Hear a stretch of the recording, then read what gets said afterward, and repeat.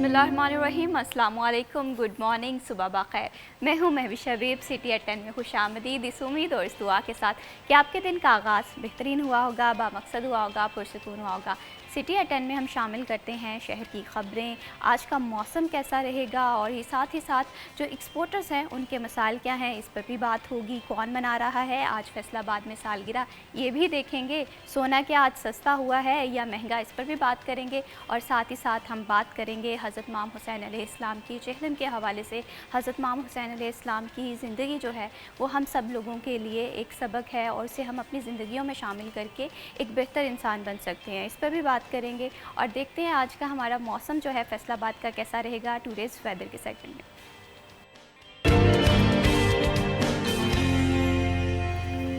फैसलाबाद के मौसम के हवाले से बात करें तो फैसलाबाद का जो मौसम है वो इंतहाई खुश्क दिखाई दे रहा है। और इसके साथ साथ अगर आज के टेम्परेचर के हवाले से बात करें तो आज का ज़्यादा से ज़्यादा टेम्परेचर जो है वो 31 सेंटीग्रेड रहने का इम्कान है और कम से कम टेम्परेचर जो है वो 25 सेंटीग्रेड रहने का इम्कान है। तमाम महकमे मौसमियात का ये कहना है कि आइंदा 24 घंटों में कहीं पर भी बारिश की पेशगोई नहीं की गई, लेकिन ऐसे में हब्स है, सफोकेशन है, जिसकी वजह से जो शहरी हैं वो काफ़ी ज़्यादा परेशान दिखाई दे रहे हैं। और एक चीज़ जो है, अगर मौसम जो है वो काफ़ी ज़्यादा शदीद गर्म दिखाई दे रहा है तो हमें एहतियात बहुत ज़्यादा ज़रूरी है।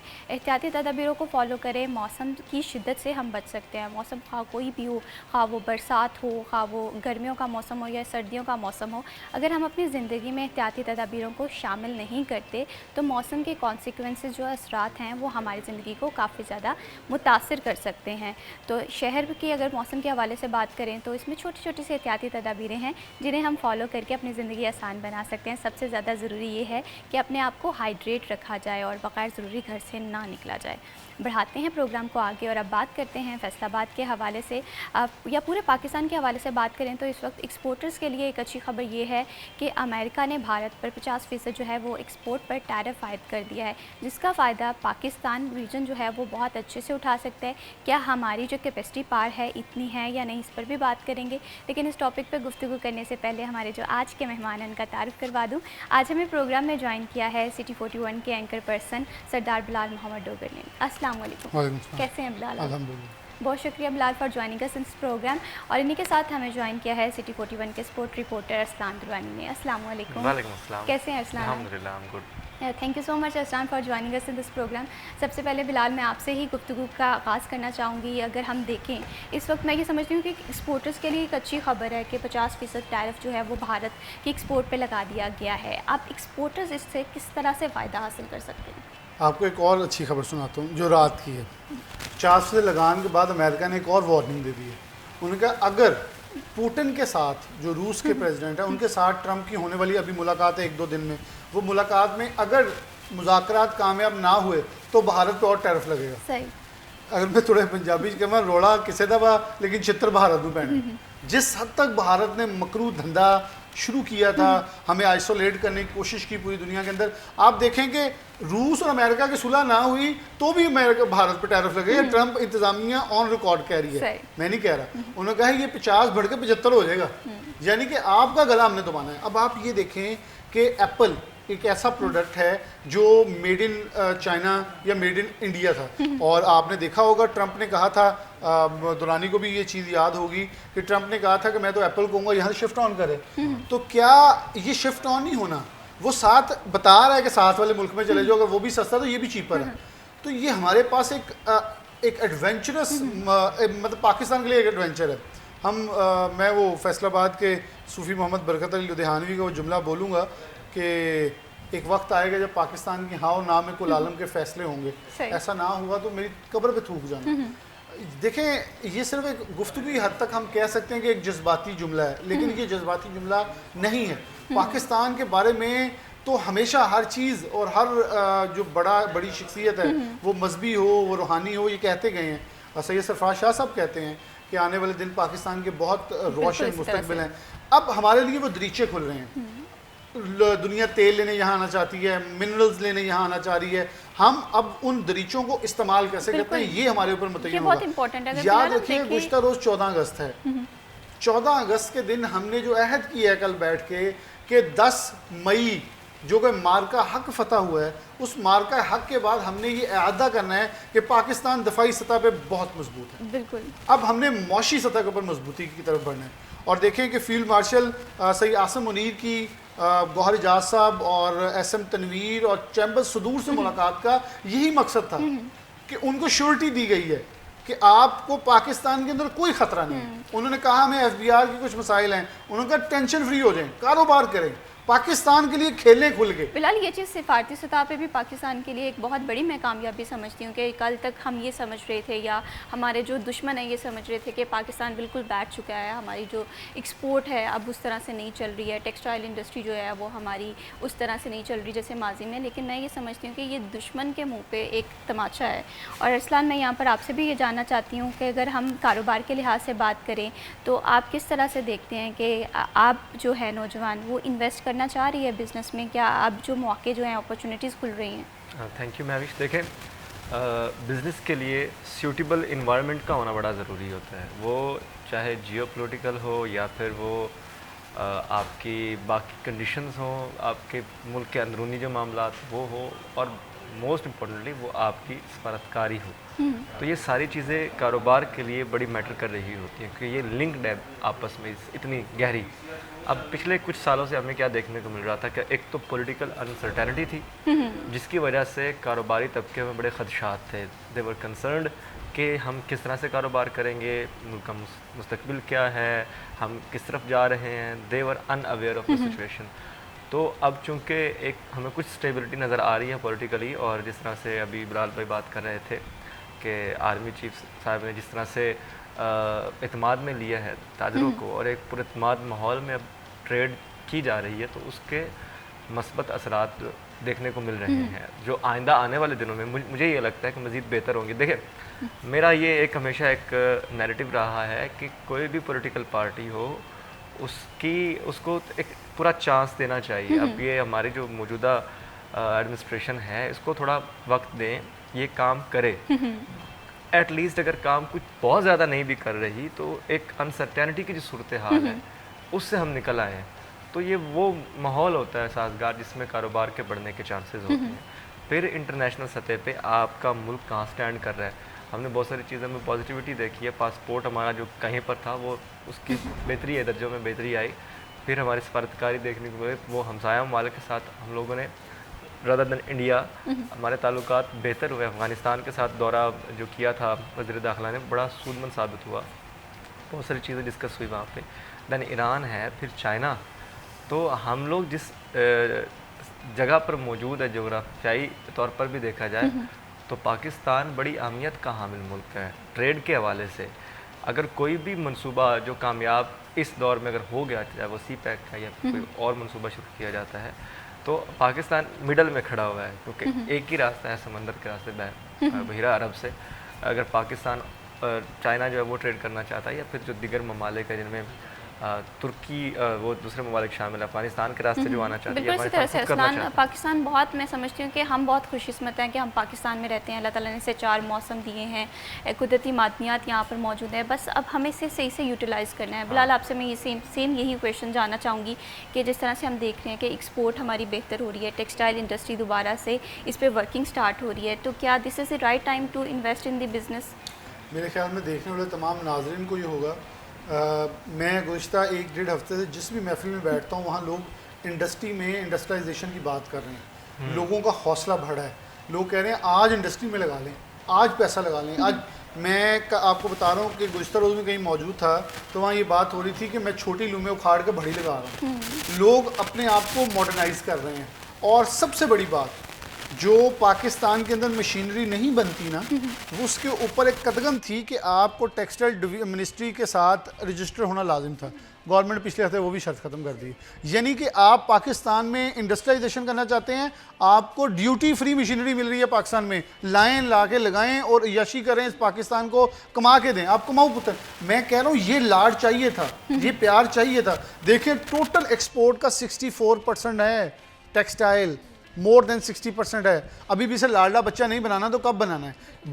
मैं नहीं कहता कि फैसलाबाद के अंदर जहाँ जहाँ भी टेक्सटाइल है, बाकी आपके, अब देखें आपका मीट एक्सपोर्ट ऊपर आ रही है, आपकी एग एक्सपोर्ट ऊपर आ गई है, आपका चिकन एक्सपोर्ट ऊपर, आपकी एक्सपोर्ट बहुत और दरीचे खुल रहे हैं। अब पाकिस्तान को ये चाहिए, पाकिस्तानी गवर्नमेंट के अंदर ख़ास तौर पर जो दफाई इदारे हैं, मैं आपको कह रहा हूँ जिस हद तक हो सकता है सपोर्टिव पार्टनर बने हुए हैं। आपके बॉर्डर्स के ऊपर मसाइल हल कर दिए जा रहे हैं। आपको पता है कि गुज़िश्ता रोज़ आपका उज़्बेकिस्तान के लिए एक लंबा सफ़र वाला जो कंटेनर है मीट का, वो शुरू हो चुका है पाकिस्तान से। आपका मलेशिया शुरू हो गया है मीट। आप मलेशिया इस वक्त लगाओ, मैंने उनके सफ़ीर का इंटरव्यू किया था, वो कह रहे हैं हमें दें मीट। भारत से महंगा हलाल मीट हम पाकिस्तान का ख़रीदते हैं क्योंकि हमें पता है ये ऑथेंटिक है, ये साफ़ है, ये हलाल क्वालिटी के ऊपर है और इसकी टेस्ट क्वालिटी बहुत डिफरेंट है। अब आपके दूसरी तरफ देखें तो दुबई जो है उसने आपको एक बाकायदा मीट के हवाले से लाइसेंस दिया है। आपका राइस दुनिया के अंदर, अब पूरी दुनिया के अंदर जहाँ जहाँ भारत बैठा है ना, उसे अमेरिका के अंदर बैठ के पाकिस्तानी चावल खाना पड़ेगा, इंडियन राइस नहीं जाएगा वहाँ। हम सस्ते हैं। अब देखें कि अब हमें, क्योंकि चावल के ऊपर डेफिनेटली आपकी रिफाइनिंग सब कुछ वो कॉस्ट आती है, अब कॉस्ट ऑफ प्रोडक्शन गवर्नमेंट ने कम करनी है। सिर्फ एक बिजली का टैरिफ, बिल्कुल एक गैस, ये 2-3 चीज़ें जिन्हें मिनिमाइज कर ले जितनी जल्दी हो सकता है। और आप यकीन मानिए अब $19 अरब स्टेट बैंक के रिजर्व उन्होंने शो किए हैं अपने, $19 अरब। अब आप हाईएस्ट अपनी पैसों की जा रहे हैं कि आपके इस वक्त करंट अकाउंट जो है वो खसारे से निकल के बेहतरी की तरफ जा रहा है। पूरी दुनिया पाकिस्तान की इकॉनमी को बूस्टअप इकॉनमी कह रही है, तो हमें किस चीज़ की देरी है? मेरे ख्याल में मेरी उन तमाम दोस्तों से, अहबाब से, भाइयों से रिक्वेस्ट होगी, बैंकों से पैसे निकाल लें, लॉकरों से निकाल लें, जहाँ जहाँ छुपाएं, एक बार ट्रस्ट करें।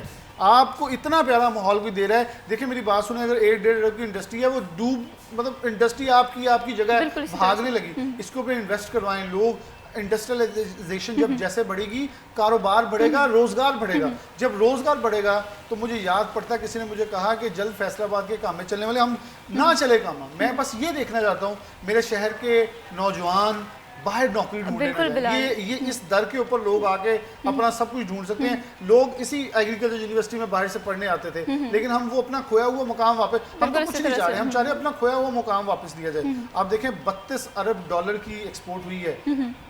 दुरानी बहुत खूबसूरत बात कर रहा था कि गवर्नमेंट 2 चीज़ें देती है, एक ईज ऑफ डूइंग बिजनेस और एक साजगार माहौल। आप लेवल प्लेइंग फील्ड मांग रहे हैं कि लेवल प्लेइंग फील्ड क्या है कि मैविश के लिए जो सहूलियात है वो मेरे लिए भी हो, जो मेरे लिए हैं वो आपके लिए भी हो, वो दुरानी के लिए भी हो। ये है डिमांड। बिल्कुल इसी तरह से अपॉर्चुनिटीज़ जो है क्रिएट करना ये गवर्नमेंट का काम है। अगर हम देखते हैं कि एक्सपोर्टर्स के लिए बड़ी फैसिलिटेशन जो है वो आगाज़ हो चुका है, अब इससे इस्तेफादा हासिल करने के लिए किस तरह से हम इम्प्लीमेंटेशन कर सकते हैं, कौन से फैक्ट्स हैं जिस पर गवर्नमेंट काम कर रही है, लेकिन इस पर बात करेंगे एक ब्रेक के बाद। हमारे साथ रहिए, कीमत जाएगी।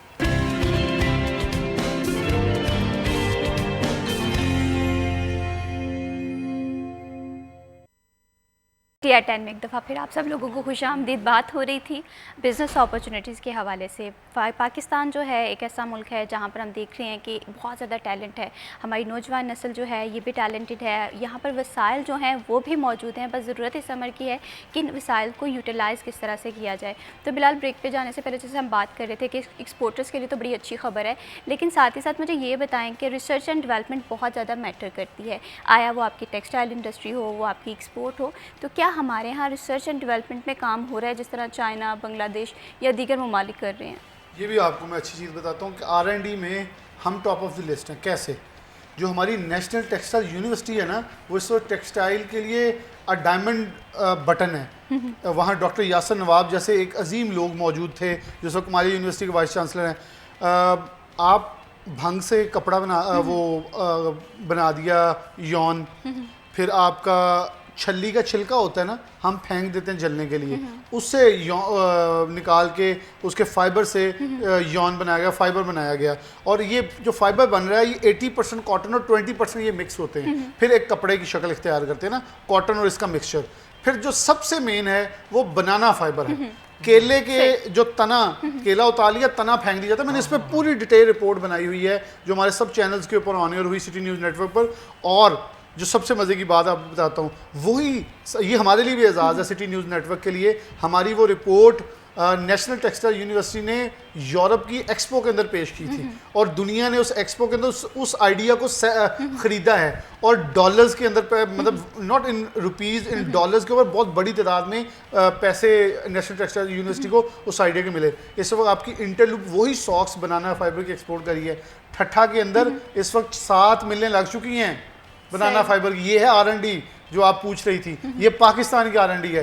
फिर हमारे एक साबिक MNA रह चुके हैं शेख खुर्रम शहजाद साहब, उनकी एक फैक्ट्री है जिनकी वजह से मैंने उनके मुंह पे भी उनके भाई के यहाँ बैठा एक दिन कहा था कि उनकी वजह से जो टाकी या कपड़ा, हम जिसे टाकी इसलिए कहा, हमारे लोग इस लफ्ज़ को जानते हैं, जो कपड़ा ज़ाया होता था जिसे 50-100 रुपये किलो बेच दिया जाता था, 350 रुपये किलो हो गया है, उसको रिसाइकल किया जा रहा है। रिसाइकल करके उसे दोबारा यौन में तब्दील किया जा रहा है, वो हाथों हाथ बिक रहा है। पाकिस्तान के अंदर इतनी की नित नई चीज़ें हो रही हैं। फिर आपको मज़े की बात बताता हूँ, अभी डॉक्टर साहब कुछ और सीसल का फाइबर बना दिया गया है। सीसल से फाइबर निकाल के उसे कॉटन में मिक्स करके चलाया जा रहा है। फिर हमारा एक स्टूडेंट था वहाँ जिसके साथ मैंने इंटरव्यू किया, सिगरेट के पिछले फिल्टर नहीं होते, सिगरेट पी के हम फेंक देते हैं लोग, तो फिल्टर होता है, उस फिल्टर के अंदर जो वो थ्रेड्स होते हैं, वो जो कपड़ा सा होता है, उस फोम के साथ उसके अंदर से जो है वो फीदर निकाल के उसको कॉटन के अंदर मिक्स करके उसका भी कपड़ा बनाया गया। ये वो मैंने कल भी ये शेर बोला था कि बेसिकली हालात का रोने वाले कभी भी जो है वो आगे नहीं बढ़ते। लेकिन फिलहाल एक तरफ हम देख रहे हैं कि इतनी अपॉर्चुनिटीज़ हैं, लेकिन दूसरी जानिब हम हमेशा देखते हैं कि ऐसे बहुत सारे अनासर हैं जो बताते हैं या बात करते हैं रिसर्च एंड डेवलपमेंट में काम नहीं हो रहा, पाकिस्तान बहुत नासाजगार इन्वायरमेंट है अगर बिज़नेस के हवाले से इन्वेस्ट करना हो, तो इन इश्यूज़ को भी टैकल करना बहुत ज़रूरी है। ये आपका बात बहुत वैलिड है, लेकिन इशू इज़ दिस, हम अपना किरदार तो अदा करें। मैं ये कहता रहूं कि फैसलाबाद के मसाइल के ऊपर कोई बोलता नहीं है, क्या मेरी ज़ुबान को ताला लगा हुआ है? मैं तो बोल रहा हूँ, तो अपना किरदार तो अदा करें ना। वो बारिश का पहला कतरा आप बन जाएं। अब R&D स्टूडेंट ने यूनिवर्सिटी ने करवा दी, स्टूडेंट ने बना लिए अपने मॉडल्स, क्या वहाँ फेंक देना सब कुछ? नो, यहाँ से आगाज़ होना है। आगाज़ कैसे होना है कि मैं अब गवर्नमेंट से मुतालबा करता हूँ, जो फेडमिक है हमारा, इतना बड़ा इंडस्ट्रियल स्टेट है, वहाँ कम अज़ कम मैं कह रहा हूँ कि वहाँ 20 या 50 एकड़ पे आप देखें 8000 एकड़ की इंडस्ट्रियल स्टेट है जो 12000 एकड़ पे जानी है। 10-50 एकड़ के अंदर एक इंक्यूबेशन सेंटर बनाया जाए जहां बच्चों को छोटे छोटे स्टॉल दिए जाएं, वो अपनी डिस्प्ले करें, इंटरनेशनल लोग उतर के स्टॉल से ऑर्डर लें। ये बच्चा अपना आइडिया के ऊपर किसी से भी कमर्शियल एक्सपोर्टर के तौर पर काम करवाए, एक्सपोर्ट करे और कल को ये हमारा एक्सपोर्टर बने। ये small industrial states, small industry से ही सितारा उठा है, यहीं से सदाकत उठा है, यहीं से MTM उठा है। मैं इनके आपको मतलब आप इंटरलूप 1993 में क्या थे मुसद्दिक साहब, यहाँ से आगाज़ किया। ये हमारे पास एक लेसन है मौजूद है, हम इसे सीखना चाहिए हमारे नौजवान। बिल्कुल इसी तरह से बिलाल, ये छोटी छोटी से अपॉर्चुनिटीज़ अगर हम अपनी यूथ को देंगे तो इससे एक तो हमारे जो है अपॉर्चुनिटीज़ खुद ब खुद क्रिएट होंगी। हम हमेशा कहते हैं कि हम नौकरी की तलाश में रहते हैं, लेकिन फिर हमारी सोसाइटी में ऐसे लोग आएंगे जो नौकरियाँ प्रोवाइड करेंगे। अरसलान, यहाँ पर मैं आपसे ये जानना चाहती हूँ, अगर हम स्मॉल इंडस्ट्री के हवाले से बात करें या वो लोग जो कि ऑनलाइन बिज़नेस स्टार्ट कर रहे हैं या करना चाह रहे हैं, तो वो किस तरह से जो है इन चीज़ों में इंगेज हो सकते हैं? अगर हम हमारी पॉलिसीज़ को देखें, सिफारती सतह पे भी हम लोग बहुत स्ट्रॉन्ग होते जा रहे हैं, लेकिन यहाँ पर जो मुझे लग रहा है चैलेंज आ रहा है वो ये है कि हमारे यहाँ एनर्जी की कॉस्ट थोड़ी ज़्यादा है और इन्वायरमेंट जो है वो साजगार तो है लेकिन उसकी अवेयरनेस नहीं है।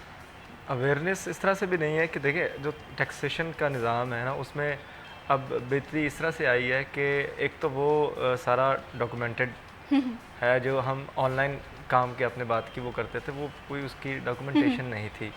उसका ये फ़ायदा नहीं कि आप बस कमाई जाओ और आपके मुल्क को उसका कोई फ़ायदा ना हो, तो फिर उस कमाई का कोई फ़ायदा नहीं है। तो इस तनाज़ुर में जब हमने पहले काम करते थे लोग मुख्तलिफ प्लेटफॉर्म्स पे, तो वहाँ पर क्या था कि वो सिर्फ डायरेक्ट पेमेंट आ रही होती थी, या वो जो इंटरनेशनल जो प्लेटफॉर्म्स है वो अपने एक हिस्सा साथ रखते थे परसेंटेज के हिसाब से। लेकिन अब ये है कि अब आपको आपकी उस इनकम पर जो आप ऑनलाइन कमाते हैं उसमें आपको टैक्स भी अदा करना है, विच इज़ वेरी गुड कि आप वापस हो गए, टोटल जीरो कर दिया गया दोबारा। ये एक अच्छी चीज़ है। लेकिन फिलहाल मैं ये सोचती हूँ कि हम एक तरफ बात करें कि बिजनेस को ग्रो करने की, दूसरी तरफ हम इस तरह के टैक्सेस लगा रहे थे। मैं दुरानी की बात से बिल्कुल एग्री करता हूँ, लेकिन this is not the need of time. मेरे ख्याल में बच्चों को अभी उठना चाहिए। उन्हें देखें, वो छोटा सा पौधा है, उसके ऊपर पानी डालें, अभी उसके ऊपर आप स्प्रे ना कर दें कि वहीं मर जाए, वो उसे उगने दें। मेरा ये बिल्कुल मानना इसी तरह से एक छोटे से पौधे की मानदी है, उसे एक अच्छा इन्वायरमेंट चाहिए, और ये तमाम चीज़ें जो है ना, ये मैं समझती हूँ कि गवर्नमेंट को यहाँ पर थोड़ा नहीं, सा अब जैसे आगे ये बढ़कर काम करना बता चाहिए। रहे हैं कितना माहौल साजगार है, तो फिर इंतज़ार करने की ज़रूरत नहीं है। अगर आपको कोई स्किल आती है और आप ये अपनी स्किल शो करना चाहते हैं, यू हैव मैनी प्लेटफॉर्म्स, तो आप वहाँ पर शो करें और अपनी अर्निंग वो आपके लिए तो होगी होगी, साथ ये कि वो जो 22 ज़र मुबादला आप कमा कर इस मुल्क में लाएंगे डॉलर्स की सूरत में, तो वो मुल्क के लिए भी फ़ायदेमंद साबित होगा। तो इंतज़ार करने की ज़रूरत नहीं है। अगर आपको टैक्सेशन में इंतजार में इतनी फिर वक्त गुजर जाता है। फ्री छूट मिल रही है, तो फिर आप करें। मुख्तलिफ आप कंटेंट क्रिएटर है, कंटेंट बनाएं आप। इसके अलावा डिजिटल मार्केटिंग आती है, वो करें। इसके अलावा आप कोई बिज़नेस रन करना चाह रहे हैं ऑनलाइन, तो वो करें। अब ये बेहतरीन टाइम है कि आप अपना बिजनेस जो है वो करें, सबसे इंपॉर्टेंट चीज़ है, रदर देन आपको कंटेंट क्रिएटर वगैरह इस तरह का कुछ करें। मुख्तलिफ प्लेटफॉर्म्स हैं वहाँ जहाँ पे ई कॉमर्स के जहाँ पे काम किया जा सकता है। एग्जाम्पल है फैसलाबाद के अंदर, जैसे एप्टीकॉट है, हमारे दोस्त हैं, हमारे बड़े ही अच्छे अली भाई, और सिर्फ एक टॉवल और बेडशीट से उन्होंने ऑनलाइन बिजनेस शुरू किया है। आज अल्हम्दुलिल्लाह वो करोड़ों में है और पाकिस्तान के टॉप होम टेक्सटाइल के एक्सपोर्टर हैं वो, ये ऑनलाइन बिजनेस के अंदर है। क्या उन्होंने काम नहीं शुरू किया? आप छोटी सी प्रोडक्ट तो उठाएं। हम पता क्या कहते हैं, ये होता है कि आज का काम कल पे छोड़ देते हैं। अगर हमें अपॉर्चुनिटीज क्रिएट करने का टाइम मिल रहा है तो हम वो कल पे छोड़ के और बस मसला है जो हमारी यूथ में है, वो है डिसीजन मेकिंग का। हम कोई भी काम करना चाहते हैं ना, तो हम डिसीजन नहीं ले पाते कि ओहो इसका तो ये काम मैंने करना है, मशवरा और एक ये कि हम कहते हैं कि बस हमारा इतना बड़ा कोई आउटलेट हो, वहाँ पे इतने बड़े बड़े नमूने पड़े हो, उनको तो महंगे कपड़े, लेट्स सपोज कपड़ों की बात कर रहा हूँ, फिर ही हम स्टार्ट करें। No it's not that. कोई भी आप कोई भी उठा लें कोई बिजनेसमैन को, तो वो छोटे से शुरू करता है, वो एक ज़ीरो से स्टार्ट करता है। आहिस्ता आहिस्ता चीज़ें बेहतर होती हैं। देखें, आपने अगर वाकई में सिचुएशन बदलनी है तो आप किसी नौकरी करके आप एकदम से नहीं बदलेंगे। जहाँ पर आपको वाकई को आउटपुट जल्दी मिलना शुरू होता है, तो वो बिज़नेस ही है। तो अब इतने साजगार माहौल में अगर छोटे से भी शुरू करना है, कोई आइडिया लाएं। मुख्तलिफ आइडियाज़ इंसान के पास, इंसान सोचने बैठ जाए तो कई आइडियाज़ आते हैं, तो एक को एग्जीक्यूट करें, इंशाल्लाह वो वर्क करेगा। तो बिज़नेस नौजवानों को चाहिए कि वो बिज़नेस की तरफ भी आए। इवन जो यूनिवर्सिटीज़ में, जो कॉलेज में पढ़ रहे हैं, वो भी पार्ट टाइम ऑनलाइन बिजनेस कर सकते हैं। देखिए आप किसी ने वो दुरानी माजूद आपको कट कर रहा हूँ, किसी ने ये आइडिया चूज किया ना कि वो दुपट्टों के ऊपर शायरी आ गई। बिल्कुल, देखिए किसी ने किसी का आइडिया था ना, अब वो क्लिक है, चल रहा है। और आजकल वो भी ट्रेंड चल रहा है, वो एक मिरर्स हैं, वो थ्रेड्स में लगा के और पूरा दुपट्टा बनाया जाता है। ये भी टेक्सटाइल में हम देख रहे हैं कि फैशन इंडस्ट्री अगर बात करें, ये अकेली ही स्टूडेंट्स के लिए इतनी अपॉर्चुनिटीज़ क्रिएट कर सकती है, लेकिन ज़रूरत इस समय की है। इंटरेस्टिंग थिंग इज कि अमेरिका और China more than 50% market online हो गई है। हम अभी 5 को भी नहीं टच किया। इसका मतलब है कि इतना ऑप्शन मौजूद है कि कल नहीं आज और अभी आ जाए। वेबसाइट बनाएं, कुछ 2-3 प्रोडक्ट, लेकिन ये ना करें ना सुबह उठें तो 10 मिलियन के ऊपर व्यूज आ जाएंगे, ऐसा नहीं होना। आप एटलीस्ट 6 माह ये सोचें कि जो कारोबार हम फिजिकली भी शुरू करते हैं उसे भी 6 माह टाइम देते हैं। मतलब हमारे अरसलान जो है स्पोर्ट्स को देखते हैं, खिलाड़ी कुछ 5 साल बन जाते हैं ग्राउंड तक पहुंचते पहुंचते, तो 6 माह तो सब्र करें ना कि आप इसका, और मेहनत डट के करें। एक तो चोर बाजारी ना करें, एक 2 नंबरी ना करें। जब आप सही एक्चुअल और जो दिखा रहे हैं वो बेच रहे हैं, आप यकीन मानिए 6 माह बाद आप वहाँ खड़े होंगे कि आपको खुद यकीन नहीं हो रहा। बिल्कुल, कंसिस्टेंसी भी मैटर करती है। हमारे यहाँ अगर देख रहे हैं कि एक पर्सन बिजनेस कर रहा है, हो सकता है कि उसके अपने कॉन्सिक्वेंसेज हों, अपने चैलेंजेस हों। हम देख रहे हैं उसका बिजनेस अगर डूब रहा है तो हम सोचते हैं कि this is not right time to invest this business. हो सकता है कि आपकी जो स्किल्स हैं, आपकी जो स्ट्रेटजीज़ हैं, वो ज़्यादा एम्पावर कर सके आपको या ग्रो कर सके।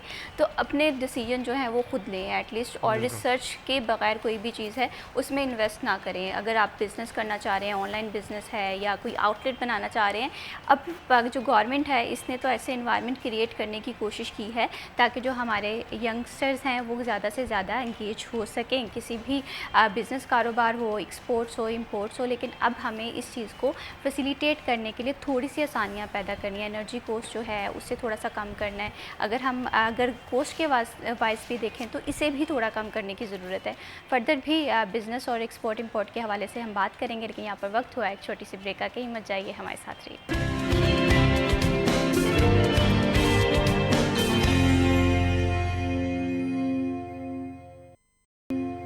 सिटी एट 10 में वंस अगेन खुशामदीद। अब बात करते हैं सालगिरह के दिन के हवाले से, और ये बहुत इंपॉर्टेंट डे होता है। इसमें आपको वेल विशेस भी मिल रही होती हैं और साथ ही साथ नेक तमन्नाओं का इजहार भी किया जाता है। आज फैसलाबाद में कौन बर्थडे मना रहा है, तो आज की बर्थडे के हवाले से बात करें तो एडवोकेट सैयद बुलंद सुहेल जो हैं वो अपनी सालगिरह मना रहे हैं। सबसे पहले देखते हैं ये क्लिप कि पूरी टीम की जानिब से बर्थडे की ढेरों ढेरों मुबारकबाद, आपकी ज़िंदगी का हर दिन इसी तरह से खुशियों से महकता रहे।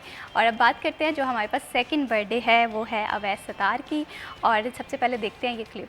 अवैस सत्तार को सिटी 41 की पूरी टीम की जानिब से बर्थडे की ढेरों ढेरों मुबारकबाद, आपकी ज़िंदगी का हर दिन खुशियों से इसी तरह से महकता रहे और आपकी ज़िंदगी में बेशुमार कामयाबियाँ और कामरानियाँ आएँ और आपकी ज़िंदगी आसानियों से इसी तरह से भरी रहे। बढ़ाते हैं प्रोग्राम को आगे और अब बात करते हैं कुछ बिज़नेस के हवाले से। हम बात कर रहे थे ब्रेक पे जाने से पहले कि एक्सपोर्टर्स के लिए तो अच्छी बात हो रही है कि फैसिलिटेशन स्कीम्स लाई जा रही हैं, लेकिन अभी भी ऐसे बहुत सारे मसाइल हैं जिस पर बात होना बहुत ज़्यादा ज़रूरी है। फिलहाल अगर हम बात करें एनर्जी कोस्ट के हवाले से, खत्ते में मेरे ख्याल से पाकिस्तान की अभी भी एनर्जी कोस्ट ज़्यादा है, ख़ाम जो मटेरियल है उसकी भी प्राइस ज़्यादा है। तो ये चीज़ किस तरह से हमारे बिज़नेस को या हमारे एक्सपोर्ट को मुतासिर कर रही है और क्या इक़दाम करने चाहिए? अच्छा, अगर हम सबसे पहले एनर्जी कॉस्ट को लेते हैं जो सबसे महंगी है, हम 14-15 सेंट पे फिर रहे हैं, जबकि जो हमारे मध्य मुकाबले भारत बांग्लादेश है कुछ 7 सेंट पे है, मैक्सिमम 9 पे है। तो हमारे एक्सपोर्टर का मुतालबा हमें 9 पे वापस लेके जाया जाए, 9 सेंट पे हम सेटिस्फाई हैं। उनका कहना है कि हम कोई रिलीफ पैकेज नहीं मांगते, कोई सब्सिडी नहीं मांगते, बस हमें आप बिजली सस्ती दे दें। दूसरा जो सेल टैक्स है ना, उसको मैं समझा दूँ। जब फॉर एग्जांपल आपने एक एक्सपोर्ट किया एक कंटेनर एक्सपोर्ट किया, उसमें से जो उसकी टोटल रकम का 18% है वो आपने गवर्नमेंट को जमा करवा देना सेल टैक्स की मद में। जब आपका एक्सपोर्ट कंटेनर अपने एक्सपोर्टर के अपने बायर के पास पहुंच जाता है ना, वो आपको आपकी इन्वॉइसेस भेजता है, फिर आप गवर्नमेंट को कहते हैं जी मैं एक्सपोर्टर हूँ तो मेरा रिफंड वापस करें, ये 18% वापस किया जाए, मैंने पाकिस्तान में नहीं बेचा, बाहर बेचा। अब होता गया वो जो 18% FBR ने आपको वापस करना है ना, उसमें से जो थ्रेश होल्ड है यानी कि वापस आने की शरह है ना, वो 13-14% है, इससे ऊपर ज़्यादा वापस नहीं आता, बाकी वो गवर्नमेंट के खाते चल जाता है। अब वो जो वापस आना है ना, उसके ऊपर वज़ीर-ए-आज़म पाकिस्तान शहबाज शरीफ खुद अपनी तकरीर में कहते हैं कि मुझे पता है कि 10% लेते हैं FBR वाले। ये मैं नहीं कह रहा, ये PM ऑफ पाकिस्तान खुद अपने मुंह से कह रहे हैं और ये हकीकत है। 8-10 के ऊपर बोलियां लगती हैं कि आपका 1.5-2 करोड़ का रिफंड है और इसमें से 10% दे दें, ये दे। अगर आप नहीं देते तो उसके अंदर एक ऐसा उज़र डाल दिया जाता है कि आपको, इसे कहते हैं फिर डेफर पेमेंट्स, आपका केस डेफर हो जाता है। अब फॉर इंस्टेंस मैंने जनवरी की पेमेंट लेनी है, तो मेरी जनवरी का अगर डेफर हो गया, फरवरी, मार्च, अप्रैल, मई, जून, जुलाई, मैं कोई भी अगला क्लेम नहीं कर सकता जब तक वो नहीं होता। अब आप ये देखें कि जिस बंदे का, यहाँ मैं आपको एक्सपोर्टर बताऊँ जिनका 25 करोड़ रुपया रिफंड पड़े अभी तक, अगर गवर्नमेंट अब इस वक्त जो टोटल अमाउंट है वो 250 अरब से ज़्यादा की है, 250 अरब, 1 अरब डॉलर से ज़्यादा बनती है, तो गवर्नमेंट इस वक्त इनके पैसे रख के अच्छे वक्त दिखाती रही है। अब तो हमारा करंट अकाउंट बेहतर है, तो अब इनके पैसे वापस कर दें। अब एक्सपोर्टर ये कहता है जब मेरा पैसा मेरे पास वापस आएगा, मैं बैंक से जो लिए हैं वो बैंक को दूंगा, बाकी अपने कारोबार में दोबारा डालूंगा अपना प्रॉफिट रख के। अब वो कारोबार इन्हांस होगा। इस वक्त एक्सपोर्टर के पास 7 से 8 अरब डॉलर बढ़ाने की कैपेसिटी मौजूद है, लेकिन उसके पैसे वापस कर दिए जाए, DLTL दिया जाए। DLTL का मकसद ये है कि मेरी एक्सपोर्ट इस महीने for instance 20 crore dollar 20 crore है, तो मैं अगले महीने अगर 21 करोड़ करता हूँ, जो 1 करोड़ ऊपर है उसके ऊपर मुझे गवर्नमेंट बोनस देगी, DLTL देगी। अब वो DLTL भी 2021 के बाद के दिए ही नहीं है कभी भी, अब वो थोड़े थोड़े शुरू हुए हैं। अब ये वो चीज़ें हैं बेसिकली टेक्निकली जो गवर्नमेंट स्पोर्टिव पार्टनर बनती है, जिसे हम कहते हैं लेवल प्लेइंग फील्ड, जिसे हम कहते हैं साजगार माहौल, तो ये प्रोवाइड किया जाए। अब सोलर था, उसके ऊपर 18% सेल टैक्स लगा दिया, फिर 10 लगा दिया, अब वो ख़त्म कर दिया। ये एक अच्छी चीज़ है कि अब जितना भी सोलर है वो दोबारा, अब सोलर ही वो वाहिद है। आपको एक ग्रुप बताता हूँ फैसलाबाद का, JK ग्रुप। अब JK ग्रुप के अंदर जब मैं पिछले साल वहाँ विजिट किया तो 13 मेगावाट लग चुका था सोलर, अब वो 17 मेगावाट तक जा चुके हैं, 23 मेगावाट उनकी खपत है, और वो कमोबेश 15 करोड़ रुपया सिर्फ बिजली की मद में अपना सेविंग कर रहे हैं। क्या ये बहुत बड़ा प्रॉफिट मार्जिन नहीं है? तो हमारा इंडस्ट्रियलिस्ट इधर आ रहा है, गवर्नमेंट सपोर्टिव पार्टनर रहे, रुकावटें ना खड़ी करे, और मेरे ख्याल में इस वक्त गवर्नमेंट के मूव पॉजिटिव हैं। और यहाँ पर फिलहाल एक चीज़ मैं ये भी जानना चाहती हूँ कि हमारी पॉलिसीज़ में कंसिस्टेंसी नहीं हमें नजर आई है। नहीं पॉलिसी है नहीं, कंसिस्टेंसी का कंसिस्टेंसी अगर नहीं है तो हम चीज़ें किस तरह से स्ट्रीमलाइन करेंगे? करेंगे। इस चीज़ को आप किस तरह से देख रहे हैं कि किस तरह से हमें पॉलिसीज़ डेवलप करनी चाहिए, और हम देखते हैं कि हम शॉर्ट टर्म्स पे ज़्यादा काम करते हैं बजाय लॉन्ग टर्म के। अच्छा, अब मैं आपको एक छोटी सी एग्जांपल देता हूँ कि ये अरसलान हमारे साथ मौजूद है, नहीं पता होगा, एक कंपनी है जिसने बेडशीट का और टॉवल का आपको ऑर्डर देना है। वो आपको 1 महीने का ऑर्डर तो नहीं देगी, साल का ऑर्डर होता है, 6 माह का ऑर्डर होता है, या 2-3 माह जैसे भी होता है। अब अनफॉर्चुनेट पाकिस्तान के साथ पता क्या हुआ है, इंटरनेशनल ऑर्डर्स कैसे आते थे, 200 पीस बना दो, लाख पीस बना दो, 2 लाख पीस बना दो, को परमानेंट ऑर्डर नहीं देता था। वो कहते ना पता नहीं अगले महीने की हो जाना। अब ये जो अरसलान दुरानी कह रहा था ना कि आपकी पोलिटिकल इंस्टेबिलिटी तंग कर रही है। अच्छा, अब 14 साल बाद वो ग्रुप वापस आ रहे हैं जो साल के ऑर्डर दे रहे हैं। अब आपने क्या कहना है, आप एक 10 साल की पॉलिसी दें, 10 साल हमारा बिजली का रेट ये रहेगा, 10 साल हमारा ये टैक्स रेट रहेगा, 10 साल ये हमारा ये होगा। अब 10 साल की पॉलिसी बना दे, गवर्नमेंट आए गवर्नमेंट जाए, सियासतदान उजड़ जाएं बच जाएं, हमें कुछ नहीं, हमारी पॉलिसी ये रहनी। आप यकीन मानिए दुनिया का रुख टोटल 180 आपकी तरफ होगा, क्योंकि आपकी क्वालिटी को भारत और बांग्लादेश मीट ही नहीं कर पा रहा। तो आप क्यों नहीं खेल रहे अपने खुले मैदान के अंदर, हम खुद दूसरे के घोड़े को इजाज़त दे रहे हैं वो ज़्यादा भागे। बिल्कुल सही। इसी तरह से अगर क्वालिटी वाइज भी देखें, पाकिस्तान की प्रोडक्ट्स बहुत अच्छी हैं, क्वालिटी पे हम लोग कंप्रोमाइज़ नहीं करते, बस ब्रांडिंग थोड़ी हम ज़्यादा बेहतर कर लें तो हम इस चीज़ में भी सबसे आगे हो सकते हैं। अरसलान, यहाँ पर मैं आपसे सेम यही जानना चाहूँगी, अगर हम टेक्सटाइल इंडस्ट्री के हवाले से बात करें तो आप क्या समझते हैं कि हमारी टेक्सटाइल इंडस्ट्री को हम मज़ीद किस तरह से ग्रो कर सकते हैं, एम्पावर कर सकते हैं? क्योंकि फैसलाबाद किसी टाइम पर यहाँ पर लोग आते होते थे जॉब अपॉर्चुनिटीज़ के लिए, अब हम देख रहे हैं कि बेहतरी की तरफ काम जा रही है, लेकिन उस तरह से अभी भी हम कहीं ना कहीं पीछे हैं। अभी जैसे बिलाल भाई बात कर रहे थे इंडस्ट्रियलाइजेशन की, तो इंडस्ट्रियलाइजेशन में बेसिकली जो पुराने हमारे तरीके चले आ रहे हैं ना, जैसे हम ये पावर लूम्स की बात करते हैं, या हम यहाँ पर काम जिस तरीके से होता है वो तरीका बड़ा पुराना है, वो मशीनरी बड़ी पुरानी है। तो वो मशीनरी अपग्रेडेशन की तरफ जब हम जाएंगे ना, तो एक तो हमारा वक्त बचेगा, हमारा ऑर्डर जल्दी पहुंचेगा। दूसरा ये है कि वो इंडस्ट्रियलाइजेशन जितनी तेज़ी से होगी, जितनी तेज़ी से चीज़ें बनेंगी जाएंगी, तो उससे जो फ़ायदा है वो डायरेक्ट एक तो जो कारोबारी शख्सियत उनको होगा, लेकिन जो वहाँ पर काम करने वाले आएंगे उनको भी होगा।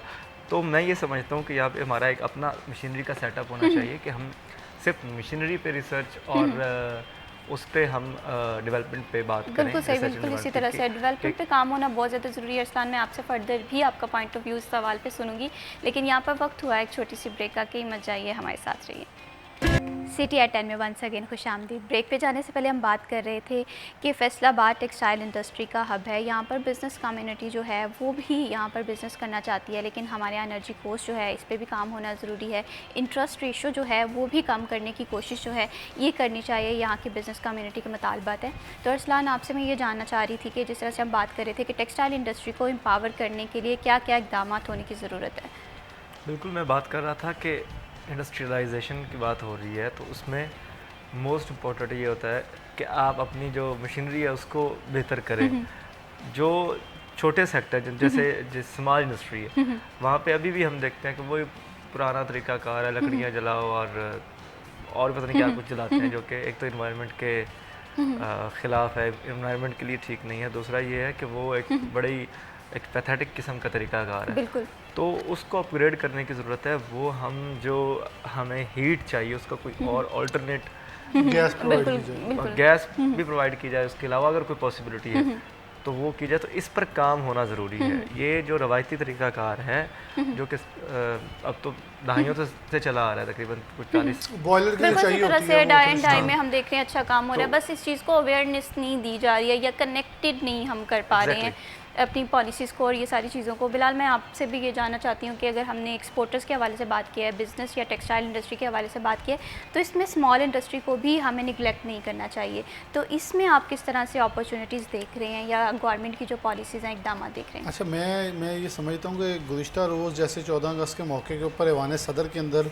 तकरीब हुई है ना, ये सारी उस चीज़ की गमाज़ है कि मार का, मैं जो बार बार कह रहा हूँ 10 मई के बाद जो मार का हक है, ये एक शिफ्ट है। इसे हम आप इसे शिफ्ट ऑन पाकिस्तान कह लें, जो एक पाकिस्तान का एक बड़ा धंधा मनाने वाली जमात थी ना, नया पाकिस्तान, वो नया पाकिस्तान नहीं था। पाकिस्तान अब बदलता हुआ नज़र आ रहा है। अब पाकिस्तान की बदलते हुए दिन आ रहे हैं। जिन्होंने पाकिस्तान को आइसोलेशन का शिकार कर दिया, आज पाकिस्तान ने आइसोलेशन से निकल के ये बताया दुनिया को कि हम आइसोलेटेड नहीं थे। हमने चाइना के साथ भी ताल्लुक़ रखने हैं, हमने अमेरिका के साथ भी रखने हैं, हमने हर दुनिया के अंदर बेसिकली सर उठा के जीना सीखा है अब।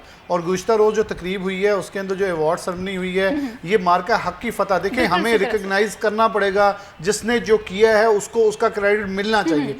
ये पाकिस्तान में होता रहा है कि वन मैन शो चलता रहा कि एक आदमी कहता था मैं ही सब कुछ हूँ, मैंने किया है, मैं सब कुछ करता आ रहा था। ये नहीं हुआ। वज़ीर आज़म के पास लिस्ट गई, उन्होंने अपना नाम उसमें से निकाल दिया।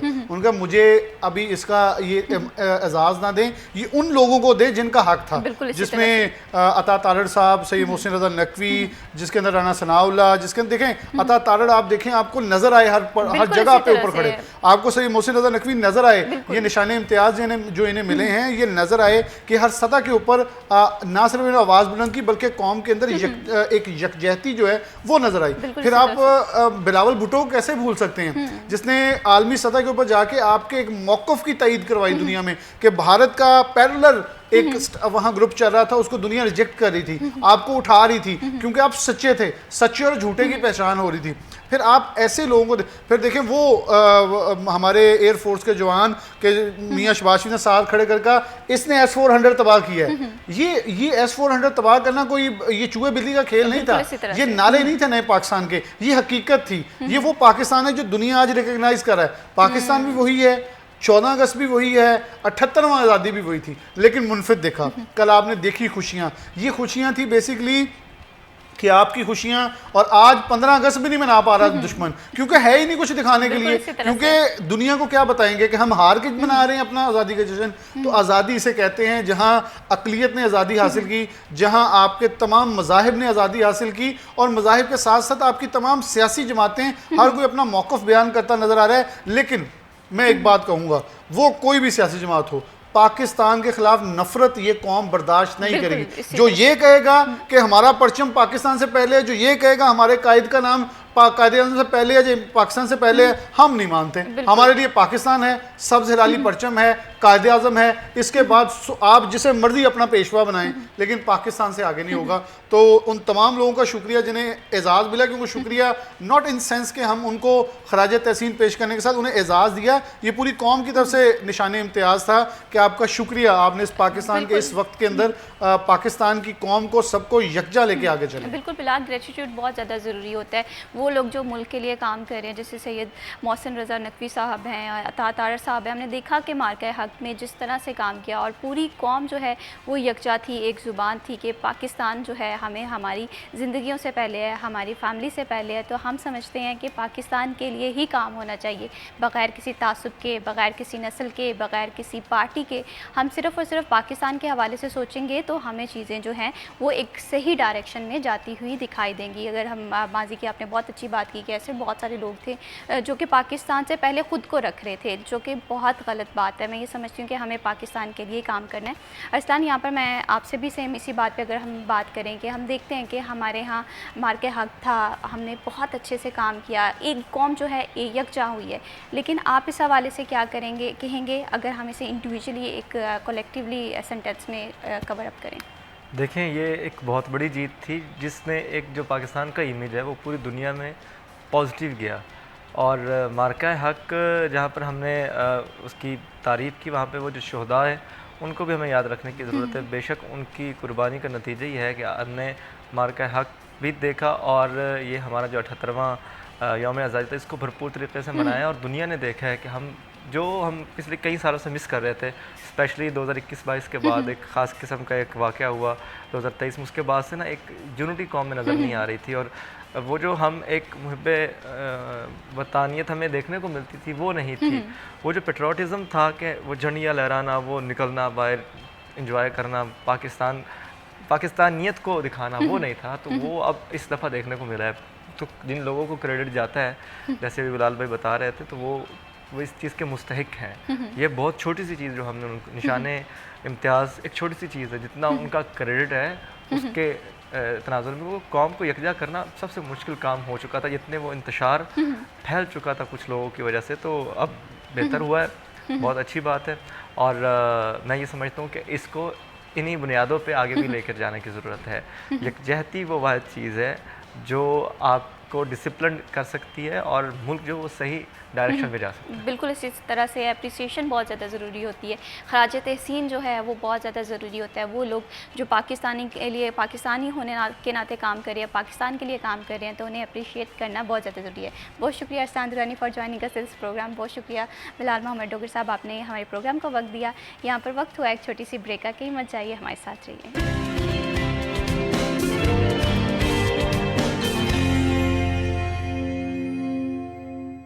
सिटी एट 10 में वंस अगेन खुश आमदीद। बढ़ाते हैं प्रोग्राम को आगे और अब बात करते हैं ट्रेन के स्केड्यूल के हवाले से। रेलवे जो है एक सस्ता एक सोर्स है सफ़र के लिए, ट्रैवल के लिए। हम आउटसाइड दी सिटी जब भी जाते हैं तो प्रेफर करते हैं कि रेलवे या ट्रेन से ही जाया जाए। ट्रेन्स की क्या स्केड्यूल्स हैं, आज कौन सी ट्रेन ताख़ीर पर है और वहाँ पर क्या क्या इंतज़ाम हैं रेलवे स्टेशन में मुसाफिरों के लिए, इस पर बात करेंगे। हमारे रिपोर्टर अवैस अली हमारे साथ मौजूद हैं। जी अवैस, बताइएगा कि आज ट्रेन के स्केड्यूल्स क्या हैं? बिल्कुल महविश, आज भी ट्रेनें जो है वो ताखीर का शिकार रही हैं। कराची से बरास्ता फैसलाबाद लाला मूसा जाने वाली मिलत एक्सप्रेस जो है वो 1 घंटा ताखीर का शिकार रही है, और कराची से बरास्ता पेशावर जाने वाली रहमान बाबा एक्सप्रेस 2 घंटे, कराची से बरास्ता लाहौर जाने वाली जो प्लेटफॉर्म एक्सप्रेस है वो 1.5 घंटा ताखीर का शिकार रही है। और इसी तरह से लाहौर से बरास्ता फैसलाबाद कराची जाने वाली जो शालीमार एक्सप्रेस है वो 1 घंटा ताखीर का शिकार रही है, और रावलपिंडी से बरास्ता फैसलाबाद कराची जाने वाली पाकिस्तान एक्सप्रेस भी 1.5 घंटे के करीब जो है वो तखीर का शिकार रही है। और लाहौर जाने वाली गौरी एक्सप्रेस 40 मिनट तखीर से सुबह जो है वो लाहौर के लिए रवाना हुई हैं। तो मामूल के मुताबिक जो ट्रेनें जो हैं वो आज तखीर का शिकार रही हैं। ट्रेनों की तखीर के बायस मुसाफिरों को जो है अब वो इंतजार के जिद का सामना है। मुसाफिर यही मुतालबा करते हैं कि रेलवे जो है वो इंतजामी अमूर में बेहतरी लाए और ट्रेनों को जो है वो बर वक्त अपनी मनाजिल की जानब रवाना करे। दूसरी जानब महकमा रेलवे का ये मौक़िफ़ है कि ट्रेनों की तखीर जो 2 से 3 घंटे थी उसमें कमी लाकर 1 से 1.5 घंटे तक लाया गया है, और मजीद आने वाले दिनों में जो है वो ट्रेनों की तखीर में कमी देखने को मिलेगी, जिससे मुसाफिरों को इंतजार के जिद का सामना नहीं करना पड़ेगा। वैसे ये भी बताइएगा, अगर रेलवे स्टेशन पे सहूलियात के हवाले से बात करें तो क्या मुसाफिरों के लिए तमाम फैसिलिटेशन मौजूद है? पीने का साफ़ पानी, नशिस्तें, पंखे वगैरह, ये तमाम फैसिलिटेशन के हवाले से थोड़ा सा बताइएगा।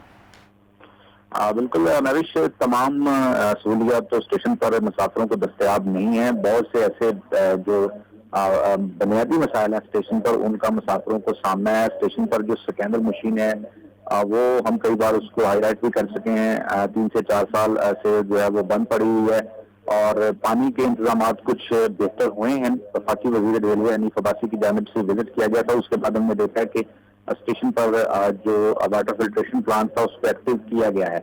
और उसके बाद जो टिकट काउंटर्स पर हम देखते हैं कि टिकट प्रिंटर्स की कमी का सामना है, वो कमी ताहाल पूरी नहीं की गई है, जिसकी वजह से शदीद गर्मी में लंबी लंबी लाइनों में लग के लोग टिकट लेने पर मजबूर है। और मुसाफिर ये मुतालबा करते हैं कि स्टेशन पर टिकट प्रिंटर्स की कमी को पूरा किया जाए, क्योंकि बहुत से ऐसे मुसाफिर हैं जो अभी भी ऑनलाइन बुकिंग नहीं करवाते। वो ट्रेन की आमद से पहले ही जो कि टिकट है वहाँ जाकर रेजर्वेशन दफातर से खरीदते हैं। और इसके साथ साथ सफाई के इंतजाम भी नाकस अक्सर औकात स्टेशन पर देखने को मिलते हैं, उनको भी दुरुस्त करने की जरूरत है। और फैमिलीज वेटिंग हॉल जो स्टेशन पर मौजूद है वहाँ पर भी जो है वो हम देखते हैं कि इतनी जो सहूलियात मौजूद नहीं है कि फैमिलीज वहाँ पर बआसानी बैठकर इंतजार कर सकें। बहुत शुक्रिया वैसे तफसीलात से आगाह करने के लिए। बढ़ाते हैं प्रोग्राम को आगे और अब बात करते हैं हज़रत इमाम हुसैन अलैहिस्सलाम की चहलम के हवाले से। वाक़या करबला हमारी ज़िंदगियों में बहुत सारे सबक छोड़ता है। ज़रूरत इस अमर की है कि हम इसे अपनी ज़िंदगियों में शामिल करें। सब्र है, इस्तक़लाल है, एक दूसरे का ख्याल रखना है, ऐसे बेशुमार चीज़ें हैं जो कि हमें वाक़या करबला से एक सबक मिलता है। लेकिन आज भी हमारी ज़िंदगियों में ये सबक इम्प्लीमेंट करने के लिए हमारी सोसाइटी में कुछ रिफॉर्म्स की ज़रूरत है। इस पर बात करेंगे, लेकिन इस टॉपिक पे बात करने से पहले हमारे जो आज के ख़ास मेहमान का तारुफ़ करवा दूँ। आज हमें प्रोग्राम में ज्वाइन किया है अल्लामा अज़ीज़ुल हसन अवान साहब ने। आप मरकज़ी रहनुमा हैं मिनहाजुल कुरान के। अस्सलाम वालेकुम। कैसे हैं अलामा साहब आप? जी अल्हम्दुलिल्लाह, अल्लाह ताला के साथ। बहुत आप शुक्रिया सुनाएं। अलामा साहब। अल्हम्दुलिल्लाह मैं बिल्कुल ठीक। बहुत शुक्रिया अलामा साहब, आपने हमारे प्रोग्राम को वक्त दिया। इन्हीं के साथ हमें ज्वाइन किया है अलामा सैयद ज़ाकिर हुसैन नकवी ने। आप वाइस चेयरमैन हैं आज़ादारी कौंसिल पंजाब के। अस्सलाम वालेकुम। वालेकुम सलाम। अलामा साहब कैसे हैं आप? अल्हम्दुलिल्लाह, आप ठीक हैं? खैरियत? अल्हम्दुलिल्लाह, बहुत शुक्रिया, आपने हमारे प्रोग्राम को वक्त दिया। बड़ी सबसे पहले अलामा अज़ीज़ुल हसन अवान साहब, आपसे गुफ्तगू का आगाज़ करूँगी। अगर हज़रत इमाम हुसैन अलैहिस्सलाम की ज़िंदगी के हवाले से बात करें, उनके बचपन के हवाले से बात करें, तो कैसा रहा उनका बचपन, और उनके बचपन से हम किस तरह से सबक हासिल कर सकते हैं अगर आज के हम बच्चों के हवाले से बात करें, क्योंकि उनकी ज़िंदगी हमारे लिए अमली नमूना है। जी बिस्मिल्लाहिर्रहमानिर्रहीम, बहुत शुक्रिया। इमाम हुसैन अलैहिस्सलाम का बचपन बहुत पाकीज़ा और मोहब्बत भरा था, और ये एक हकीकत है कि जो बच्चा जिस किस्म के माहौल में परवरिश पाता है उस पर उसके माहौल का असर होता है। आज हम इसमें देखें तो मुख्तलिफ़ माशरे में मुख्तलिफ़ कौमें आबाद हैं। हमारे पाकिस्तान में ही मुख्तलिफ़ ज़बानें हैं, तो मुख्तलिफ़ ज़बानों वाले लोग इस मुल्क में आबाद हैं। मिसाल के तौर पर कोई पख्तून है तो उसका बच्चा पश्तो बोलता है, कोई पंजाबी है तो उसका बच्चा पंजाबी बोलता है। उसे कोई सिखाता नहीं है, बल्कि वो हकीकत में बच्चा माहौल से असर लेके आगे बढ़ रहा होता है। तो इमाम हुसैन अलैहिस्सलाम के जब माहौल को देखा जाए कि इमाम हुसैन अलैहिस्सलाम ने किस माहौल में परवरिश पाई, सबसे पहली बात है कि इमाम हुसैन अलैहिस्सलाम ने आगोश मुस्तफ़ा में परवरिश पाई है। फिर मौलाए कायनात हज़रत अली अलैहिस्सलाम की गोद में परवरिश पाई है। फिर जिसकी माँ सैयदा कायनात सैयदा फ़ातिमा ज़हरा सलामुल्लाह अलैहा हूँ, और आबिदा ज़ाहिदा तय्यबा ताहिरा, तो उस माहौल में जिस शख्स ने या बच्चे ने परवरिश पाई है, आप अंदाज़ा करें कि वो किस कमाल तक गया होगा। वो कोई भी ज़िंदगी का पहलू ले लें तो अल्हम्दुलिल्लाह, सब्र को ले लें तो वो बदरजा अदब इमाम हुसैन अलैहिस्सलाम में पाया जाता है। वो वाक़या करबला लोगों के सामने है कि सारा ख़ानदान भी कुर्बान करके कि इमाम हुसैन ने अपने सब्र का दामन नहीं छोड़ा। और इस तरह इमाम हुसैन अलैहिस्सलाम की जब हम बचपन की बात देखते हैं तो नबी करीम अलैहिस्सलाम उनकी ख़ुद परवरिश कर रहे हैं, ख़ुद पाल रहे हैं, और उस परवरिश का ये असर है इमाम हुसैन अलैहिस्सलाम पर कि एक दफ़ा आप बैतुल माल से कोई चीज़ आपके हाथ लगी तो आपने खजूर, तो वो आपने हाथ में ली और आपने खाई नहीं, रख दी कि ये हम पे खाना इस तरह जायज़ नहीं हो सकता, ये सदक़े की हो। तो ये उनके बचपन का ही असर था और सोहबत का ही असर था नबी करीम अलैहिस्सलाम का कि वो इस तरह की चीज़ों की तरफ नहीं जा रहे थे।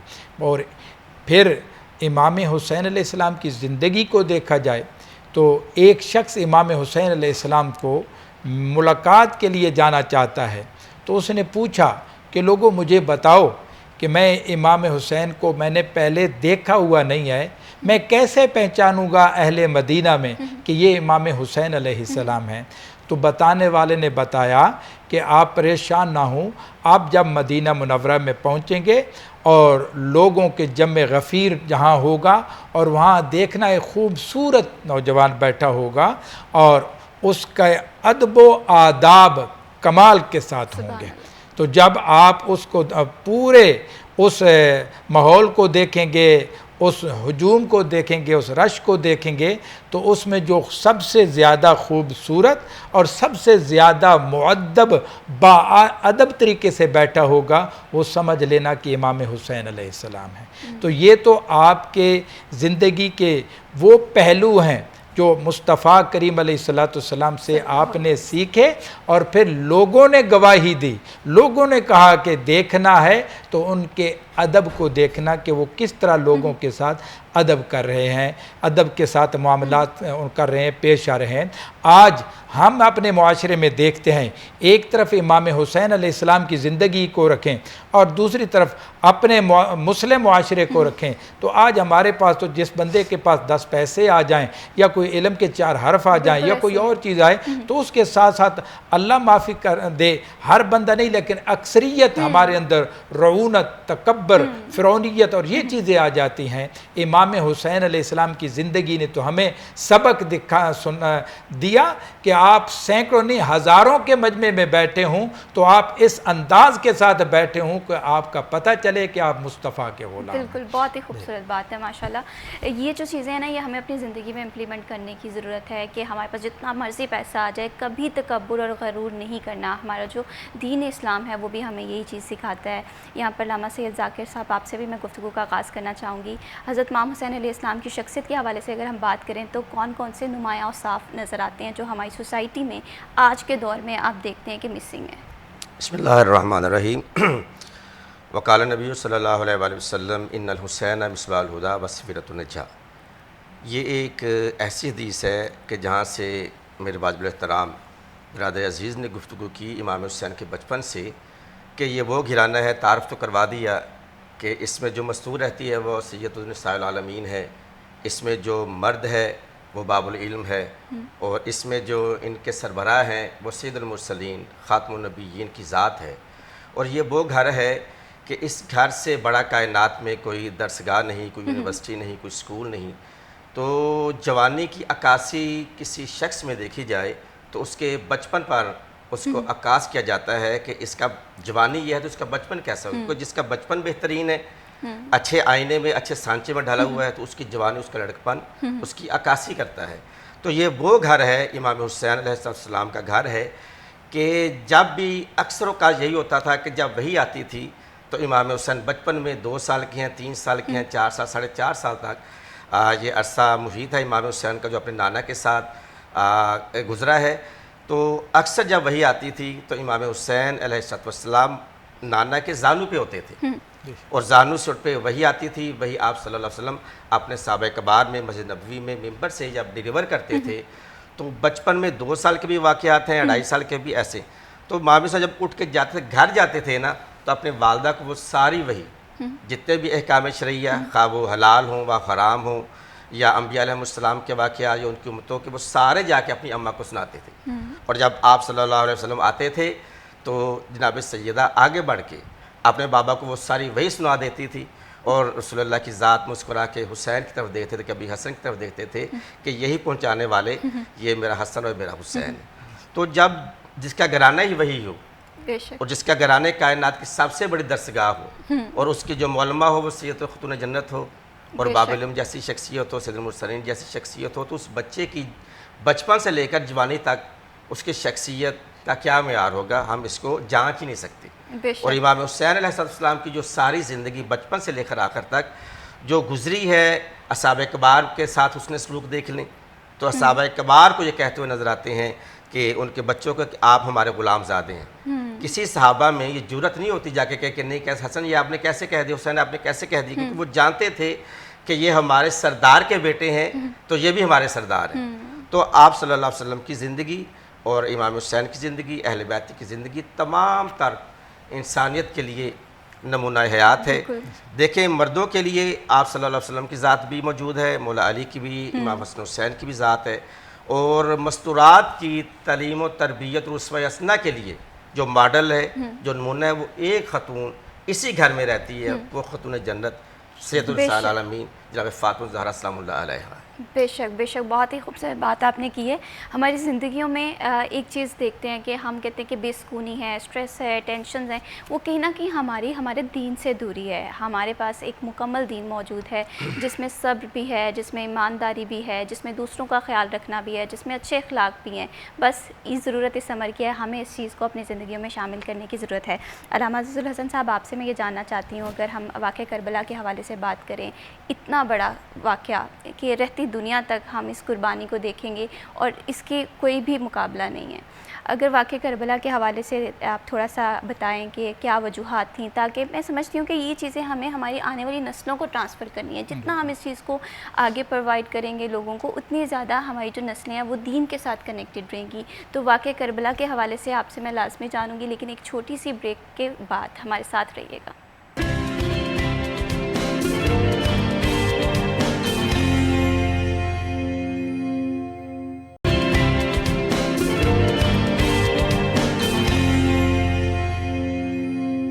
सिटी एट 10 में वंस अगेन खुश आमदीद। बात हो रही है हज़रत इमाम हुसैन अलैहिस्सलाम की शख्सियत के हवाले से, उनका बचपन कैसा गुजरा और किस तरह से जो एलिमेंट हमारी ज़िंदगियों में मिसिंग है वो हम अपनी ज़िंदगी में शामिल करके एक बेहतर इंसान बन सकते हैं।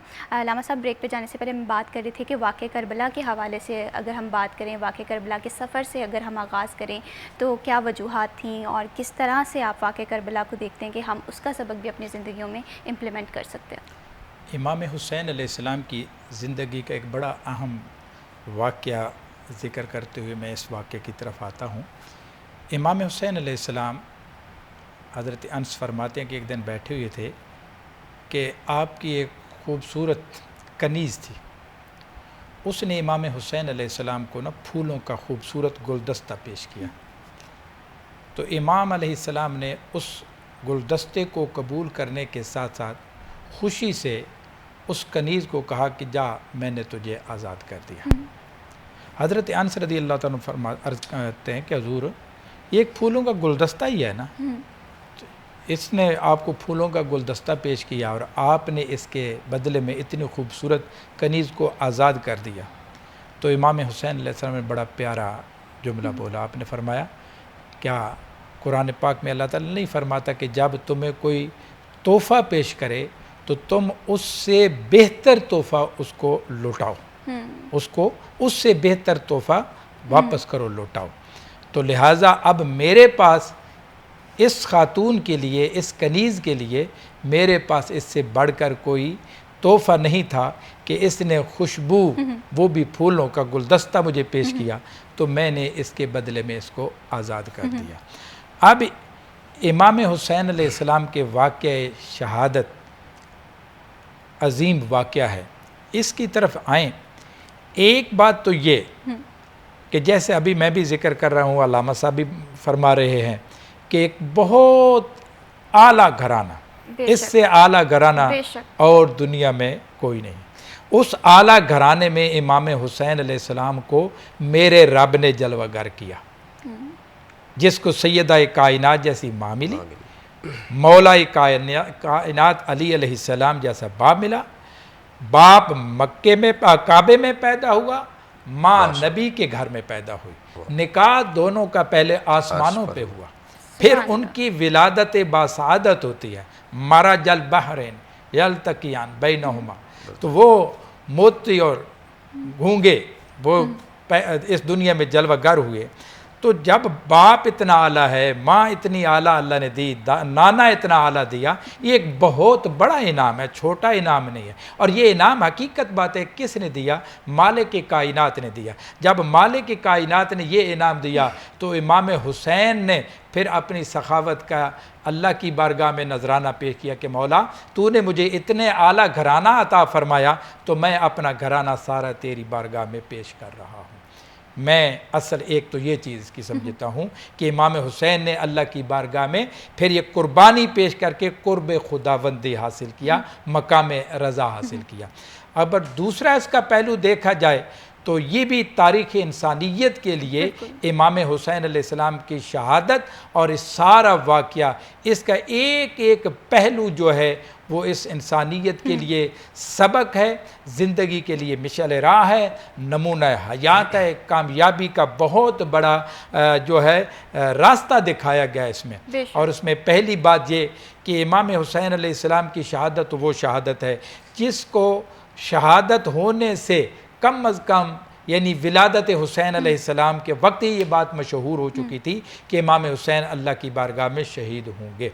लेकिन इमाम हुसैन को ये सब कुछ इल्म होने के बावजूद जब आप हज की सआदत के लिए मक्का मुकरमा में हाज़िर हैं और आपको ये ख़बर मिलती है कि कुछ लोग यहाँ ऐसे आ चुके हैं कि जो इमाम हुसैन अलैहिस्सलाम की जान को नुकसान पहुँचाना चाहते हैं, और इमाम हुसैन ने जब देखा कि मेरी वजह से अल्लाह के इस हरम का अमन ख़राब होगा, मेरे मुस्तफ़ा करीम अलैहिस्सलाम के दिल पे ये बात नागवार गुजरेगी, तो इमाम हुसैन अलैहिस्सलाम ने उस पाक सरज़मीन के तक़द्दुस को कायम रखते हुए आपने हज से उम्रे का हज को उम्रे में बदला और उम्रा करके आप सूए करबला की तरफ रवाना हो गए। ताकि यहाँ बदअमनी ना फैले। सबसे पहला कदम ही इमाम हुसैन अलैहिस्सलाम ने जो उठाया, इस कौम के लिए को सबक दिया कि जान जाती है जाए, माल जाता है जाए, अपने मुल्क का, अपने कौम का अमन बर्बाद न करना, क्योंकि अल्लाह ताला ने कुरान पाक में ये फरमाया है कि ज़मीन पर फसाद ना फैलाओ। तो इसलिए अमन जो है, मोहब्बत, अमन, ये पहला सबक है इमाम हुसैन अलैहिस्सलाम की शहादत का। और फिर आपने शहादत के सूए करबला आप चल पड़े। आप चाहते तो मदीना मुनव्वरा में बैठ करके आप कुछ भी प्रोग्राम तश्कील दे सकते थे, तो लेकिन आपने हरमैन शरीफ के नैन के तक़द्दुस को मद्देनज़र रखते हुए आप सूए करबला चले गए, ताकि मैं वहाँ जाके अल्लाह की इबादत करूँगा, अल्लाह को याद करूँगा। लेकिन जो दूसरी तरफ जालिम थे, यजीदी जो टोला था, बदकिरदार यजीद और उसके पूरा टोला, वो इमाम हुसैन के जान के पीछे पड़ा हुआ था, सिर्फ़ इस वजह से कि इमाम हुसैन अलैहिस्सलाम ने ये ऐलान कर रखा था कि मैं किसी बदकिरदार, किसी शराबी, किसी बेनमाज, हराम खोर और शरीयत मुस्तफ़ा के ख़िलाफ़ चलने वाले किसी बादशाह को मैं तस्लीम करने के लिए तैयार नहीं हूँ।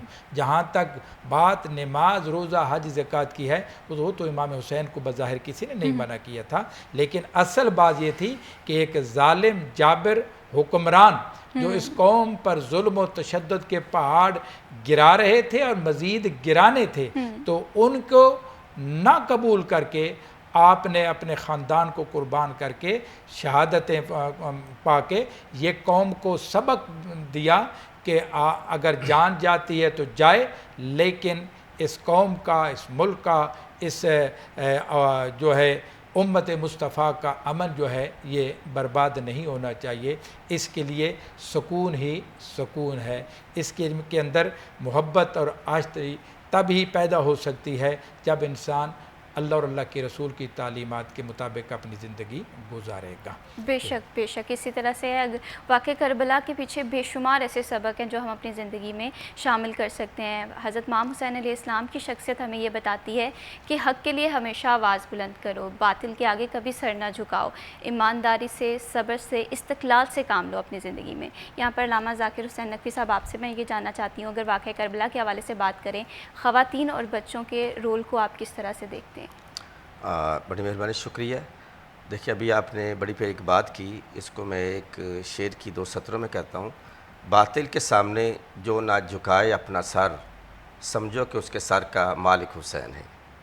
तो जहाँ तक वो आपने इब्तदा में किबला साहब ने, मौलाना साहब ने फरमाया और आपने भी सवाल किया था, फिर मैं इस तरफ आता हूँ, अगले आपके सवाल की तरफ आता हूँ कि करबला से मदीना से करबला का सफ़र, पीछे मुहर्रकात क्या थे?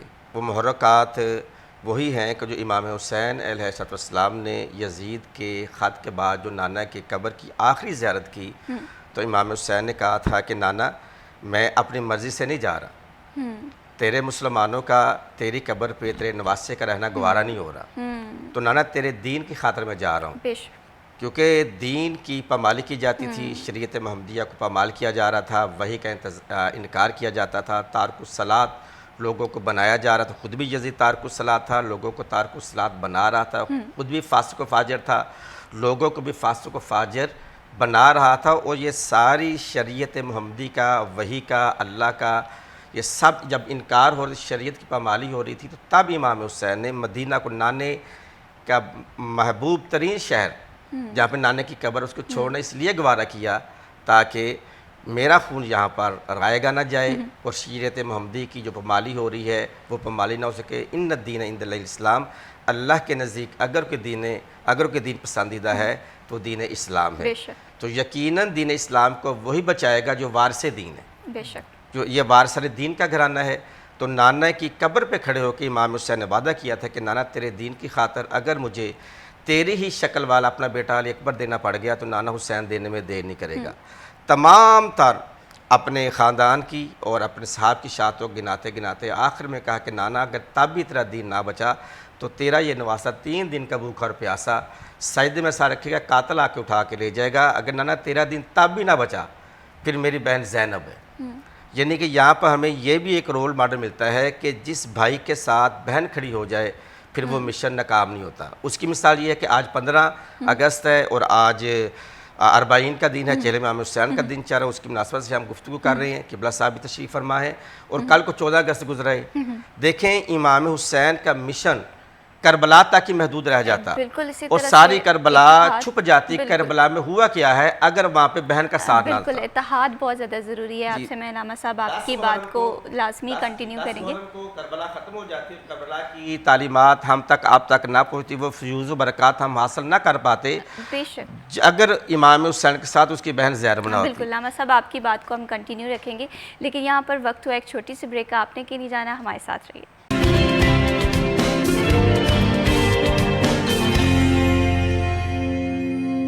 सिटी एट 10 में वंस अगेन खुश आमदीद। ब्रेक पे जाने से पहले हम बात कर रहे थे वाक़या करबला के हवाले से। सैयद ज़ाकिर हुसैन साहब, हम वाक़या करबला के जो सफ़र है उसके महरक़ात के हवाले से बात कर रहे थे, जहाँ से गुफ्तगू का तसलसल उठा था वहीं से आगाज़ करते हैं। जी गुफ्तगू हमारी यहाँ पे था मुझे वक्फे से पहले कि देखें पाकिस्तान 14 कल थी, आज 15 है, आज अरबाइन का दिन करबला में पूरी दुनिया में चल रहा है। तो मैंने कहा था कि मिशन की कामयाबी उस वक्त कन्फर्म हो जाती है जब भाई के साथ बहन खड़ी हो। तो करबला में ही ख़त्म हो जाती अगर आगे बहन इस मिशन को लेके ना चलती। तो जनाब सैयदा ज़ैनब बिनते अली बिनते रसूलुल्लाह सल्लल्लाहु अलैहि वसल्लम के वो कुफर शाम के गलियों बाज़ारों में चौकों में खुतबे, फिर यजीद के दरबार में खुतबा और फिर 1 साल की कैद, 1 साल के बाद बीबी आज के दिन दोबारा करबला में चहल मनाने के लिए आती हैं। तो बहना ने वो सारा मिशन दिया कि जो करबला में अगर बहन ना होती ख़त्म हो जाता। आज हम उनके जो फयूज़ बरक़ात जो हम समेट रहे हैं, हासिल कर रहे हैं, आप जैसी हमारे इस्लाम की मस्तूरात जिससे उस वसना ले रही हैं, बहादरी का, शुजात का, वफ़ा का, तो वो मॉडल वो जनाब सैयदा ज़ैनब सलामुल्लाह अलैहा बिनते अमीरुल मोमिनीन अली इब्न अबी तालिब हैं। तो इसी तरह आज कल 14 अगस्त गुजरा है। 14 अगस्त को हमारा पाकिस्तान आज़ाद हुआ है। तो पाकिस्तान के मार्ज़ वजूद का जो मिशन है वो भी 2 बहन भाइयों पे मुहित है। और इसको फिर मज़ीद मैं आगे बढ़ाता हूँ, एक मोहम्मद अली जना है और एक फ़ातिमा जना है। तो जितना साथ इस मिशन में बहने दिया है शायद ही किसी लीडर ने दिया हो। देखें ख्वाब पाकिस्तान का था, वो अल्लामा इकबाल एक सुन्नी थे और इसको शर्मिंदा तबीर करने वाले शिया मसलक, किबला साहब जानते क़ायद आज़म जना का जो मसलक था वो शिया था अल्हम्दुलिल्लाह, साथ में बहन थी। और इधर भी जब पाकिस्तान की जब वायसराय या लॉर्ड माउंटबेटन या अदरवाइज जो भी हुकूमत बरतानिया थी, जब वोटिंग हुई ना तो एक वोट कम रह गया था। तो हमारे पाकिस्तान के मसीही बरादरान से पूछा गया था कि आपने इंडिया में जाना है या पाकिस्तान का साथ देना है। तो एक वोट, अब हम जब अमन कमेटी की मीटिंग्स में किबला होते हैं, अक्सर मसीही बरादरान ये जिक्र ज़रूर करते हैं कि हमारा एक वोट, हमने कहा हमने पाकिस्तान के साथ रहना है, पाकिस्तान में जाना। एक वोट से पाकिस्तान मार्ज़ वजूद में आया। यहाँ पर भी एक मसीही है और करबला के मैदान में भी वाहब कल्बी नामी एक मसीही है, उसकी भी शहादत इमाम हुसैन ही की शहादत की तरह बहुत उसकी अजीम व कभी इंशाअल्लाह कभी आपके चैनल पे आए तो उसको आगे लेकर बढ़ेंगे। तो वो मसीही था, उसको शहीद करने के बाद उसकी अभी 1 दिन पहले शादी हुई थी। जब करबला में आए तो शादी हुई, तो उसकी माँ भी साथ थी, उसकी ज़ौजा भी साथ थी। देखिए इतनी अजीम शहादत और उसने इतना अजीम कारनामा दिया। मकतल की कुतब में मिलता है तकरीबन 900 के करीब यजीदियों को उन्होंने पहले कत्ल किया, बाद में उसकी शहादत होती है। जब चारों तरफ से हमला होता है, फिर वहाब कल्बी की को गर्दन काटी नहीं जाती, जब सांस बाकी होते हैं फिर उससे मसलूब किया जाता है, क्योंकि मसीही था, जनाब मसीह अलैहिस्सलाम ईसा के मानने वाला था। ये वह शहीदा जिसको स्लीप पे लटकाया गया और दूर से माँ भी देख रही है, बीवी भी देख रही है और इमाम का ख़ानदान भी देख रहा है। वहाँ पर भी एक मसीही है, यहाँ पर भी एक मसीही है पाकिस्तान के मार्ज़ वजूद में। तो अच्छा, सिर्फ मुसलमान करबला में नहीं थे, हमारे इंडिया से ब्राह्मण जो हिंदू कबीला है वो इमाम हुसैन की मदद के लिए पहुंचा, क्योंकि इमाम हुसैन ने पूरी दुनिया में अपने एलची भेजे थे, मदद मांगी थी, मदद की ज़रूरत तो नहीं थी, लेकिन मौला ने इसलिए तमाम तर कायनात को और आखिरी वक्त में कब्ज़ा तलवार पे माथा रख के उठा के कहा, हल मिन नासिर यंसुरना, है कोई मुझे हुसैन की मदद करने वाला। हालांकि मदद तो नहीं चाहिए थी, लेकिन हुज्जत तमाम की, कल को क़यामत के दिन कोई ऐसी मखलूक मुझ पे हुज्जत कायम ना कर सके कि अगर हुसैन हमसे मदद मांगता तो हम लेते। तो वहाँ पर तमाम तर मखलूक़ात करबला में आईं और बोले हर मखलूक को शुक्रिया कह के वापस पलटा दी। यहाँ तक कि एक जिन्नात का लश्कर आया, उसका जो सरदार था जाफ़र था वो भी आया। आज सारे यानी कि देखें ये करबला वो है कि इमाम हुसैन अलैहिस्सलाम, क्योंकि ये ख़ानदान रिसालत है, दीन को बचाना है। बिल्कुल जिस तरह आप सल्लल्लाहु अलैहि वसल्लम ने दीन की खातिर कितनी कुर्बानियाँ दी, कितनी तकलीफ़ें उठाई। ताइफ का बाज़ार है, गली मोहल्ले में बनी कुरैश का और अदरवाइज बहुत सारे कबीलों का मुकाबला किया, तनकीद का मुकाबला किया और दीन इस्लाम को मुकम्मल किया। और आयत आ गई अल-यौम अकमलतु लकुम दीनकुम व अतममतु अलैकुम निअमती व रज़ीतु लकुमुल इस्लाम दीना की आयत आई। और यहाँ पर जब करबला का मिशन मुकम्मल हुआ तो इमाम हुसैन जब घोड़े पे बैठ के हमला करते हैं, हमला करने के बाद लिखा 14,000 से ज़्यादा इमाम हुसैन ने लोगों को कत्ल किया। और जो पहला दस्ता था वो कूफा करबला से तकरीबन 110 किलोमीटर दूर है। इतनी दूर तक लश्कर यजीद इमाम हुसैन की तलवार से डर के भागा। तो जब बैठे फिर नज़लत रुक्कत समा, आसमान से रुका नाज़िल होता है, उस पर आयत सूरह बय्यना की लिखी होती है, या अय्युहन नफ्सुल मुतमइन्ना इरजिई इला रब्बिका राज़ियतम मर्ज़िय्या, कि ए हुसैन मैं अल्लाह तुझ पे राज़ी हो गया हूँ, तू भी मुझ पे राज़ी हो जा। और रज़ा की हालत में वापस पलटा। हमारी रवायात में इसी आयत को फिर आगे बढ़ाते हैं तो वहाँ पे फिर ये भी लिखा है कि वापस पलटा, तेरा नाना भी इंतज़ार कर रहा है, तेरी माँ भी इंतज़ार कर रही है, तेरा बाबा, सारे जामे कोसल ये तेरा इंतज़ार कर रहे हैं। फिर इमाम हुसैन ने कहा अगर मेरे नाना का दीन मेरे कत्ल के बगैर नहीं बचता फ़यास यूफ़ खुज़नी, तो हुसैन हाज़िर है। तो ये वाक़या करबला अल्लाह ताला की रज़ा पे राज़ी रहने का नाम है और नाने के दीन को परवान चढ़ाने का। और जो इनकी शख्सियात हैं वो हमारे लिए बाइस से नजात भी हैं, उनकी सीरत, और हमारे लिए वो नमूना भी हैं। खा वो बहन की सीरत हो, खा वो भाई की सीरत हो, व सैयदुल मुरसलीन मोहम्मद मुस्तफ़ा की सीरत हो। इंसान जब इस सीरत में ढलेगा तो दुनिया में भी कामयाब है और आखिरत में भी कामयाब है। खा वो माशरती कामयाबी हो, मुआशी कामयाबी हो, तहजीबी हो, इल्मी हो, कोई भी कामयाबी है इन्हीं के घराने से निकलती है। तो हम उस वक्त तब किसी भी फील्ड में कामयाब नहीं हो सकते जब तक इन पांचों हस्तियों को हम फॉलो नहीं करते। बेशक अल्लाह ताला की रज़ा में राज़ी होना बहुत ज़्यादा ज़रूरी है। हम देखते हैं कि हमारी ज़िंदगियों में बहन भाइयों में इत्तेफाक नहीं है, इत्तेहाद बहुत ज़्यादा ज़रूरी है, एक दूसरे का ख्याल रखना बहुत ज़्यादा ज़रूरी है। वाक़ई करबला कुर्बानियों के साथ साथ हमें एक बेहतर ज़िंदगी गुजारने के लिए भी बहुत ज़्यादा सबक देता है। वो क़यादत की शक्ल में हो, वो रिश्तों को अच्छे तरीके से निभाने की शक्ल में हो। यहाँ पर सैयद अज़ीज़ लामा साहब आपसे भी मैं गुफ्तगू का आगाज़ दोबारा से करूँगी। अगर हम क़यादत के पर्सपेक्टिव से देखें, हज़रत इमाम हुसैन अलैहिस्सलाम की शख्सियत से वो कौन कौन से पहलू हैं जो हम आज के दौर में इम्प्लीमेंट कर सकते हैं? देखिए, मैं इमाम हुसैन अलैहिस्सलाम का तो बड़ा मकाम है। इमाम ज़ैनुल आबिदीन जो करबला में वाहिद शख्सियत जिनसे फिर आगे आले रसूल के सारे सिलसिला चला। इमाम ज़ैनुल आबिदीन एक मरतबा तशरीफ़ फरमा थे या इसी सफ़र में थे, तो एक शामी ने, यानी एक शख्स, शाम का रहने वाला एक शख्स, उसने हज़रत इमाम ज़ैनुल आबिदीन को मुखातिब करके या करबला के हालात को ज़िक्र करने के साथ उसने एक किस्म का ताना दिया कि अच्छा हुआ, यानी उसने अपनी ज़बान बद इस्तेमाल की आले रसूल के मुतल्लिक़, ये ख़ानदान ऐसा ऐसा हो गया। अब यहाँ हमारे जैसा कोई और आदमी होता तो वो, आप भी जानती हैं, अल्लामा साहब भी जानते हैं कि हमारा जवाब क्या होता। सही। लेकिन वो सैयदज़ादा, वो आले रसूल, वो जिसने इमाम हुसैन अलैहिस्सलाम की गोद में परवरिश पाई, उसने क्या जवाब दिया? उसे कहा कि क्या तूने कुरान पढ़ा है? उसने कहा जी हाँ मैंने पढ़ा है कुरान। उसने कहा कुरान पाक में कुरान की सूरह शुरा पढ़ी है? जी पढ़ी है। मैं तो उसमें अल्लाह खालिक कायनात ने फरमाया कुल ला असअलुकुम अलैहि अजरन इल्लल मवद्दत फिल कुर्बा। अल्लाह ने अपने नबी से फरमाया कि नबी आप फरमा दें कि लोगों, मैंने जो तुम्हें कुफर से बचाया है, जन्नत के रास्ते पे चलाया है, और मैंने जो तुम्हें कामयाबी का रास्ता दिखाया है, इसका कोई और सिला नहीं मैं मांगता, सिर्फ़ एक सिला मांग रहा हूँ कि मेरी आल से मवद्दत करना।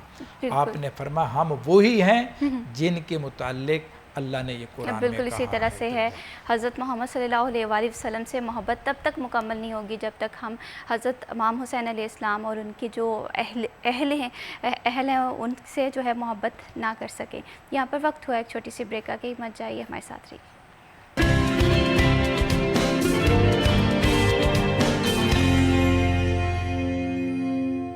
सिटी एट 10 में वंस अगेन खुश आमदीद। प्रोग्राम में हम बात कर रहे हैं हज़रत इमाम हुसैन अलैहिस्सलाम के चहलम के हवाले से, जो कि आज है।